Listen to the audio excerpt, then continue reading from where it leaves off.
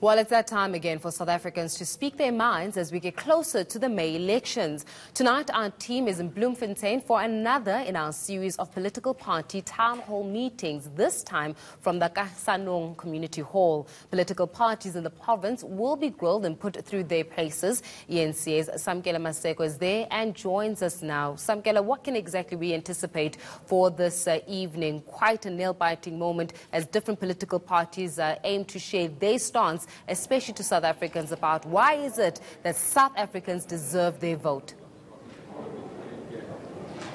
Well, indeed, eNCA's fourth town hall debate, which moves across all provinces, is here in Bloemfontein, the city of Mangaung, where three political organizations in the body politic of this country were formed. That would be the ANC in 1912. That would be the Economic Freedom Fighters. First National People's Assembly was held here. That is when COPE was formed here back in 2008. Here in Mangaung, Bloemfontein. So we're here. If you can see the visuals we are playing now outside, political party supporters of these political organizations, whom will be here: the Freedom Front Plus, the Economic Freedom Fighters, the ANC, the Democratic Alliance, COPE.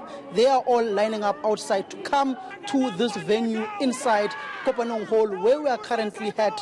We are seeing the leaders of these political organizations currently seated here on stage. COPE, the Economic Freedom Fighters, the Democratic Alliance, the ANC, they will be thrashing it out on what they have on their political menu, particularly for those undecided voters who are currently sitting at home and don't know where to cast their vote on the 8th of May.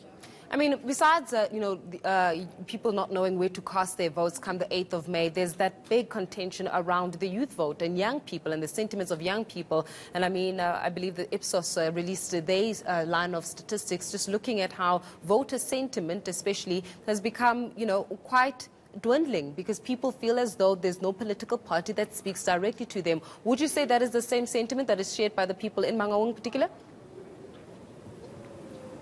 Well, Faith, that will be the question that we will be posing with my colleague Michelle Craig to these leaders of these political organizations, whom look relatively youthful themselves, on why they are failing to draw young people to come out on the important day, the voting day, to come out and vote for their political organizations. But not only coming out on the 8th of May, the key point, before you are able to vote on the 8th of May, you've got to have registered with the IEC, you've got to be on the IEC's database, you've got to have checked with the IEC and are on the voters' roll on the 8th of May. We will ask them, what are they doing to ensure that young people participate in the greater body politic of South Africa and in the governance of this country? We'll speak to them and ask them, are there youth formations, the Democratic Alliance Youth, DASO, EFF Student Command, the ANC Youth League, IFP Youth Brigade, rather? We will ask them, where are these political organizations? Are they not speaking and addressing the issues of their peers,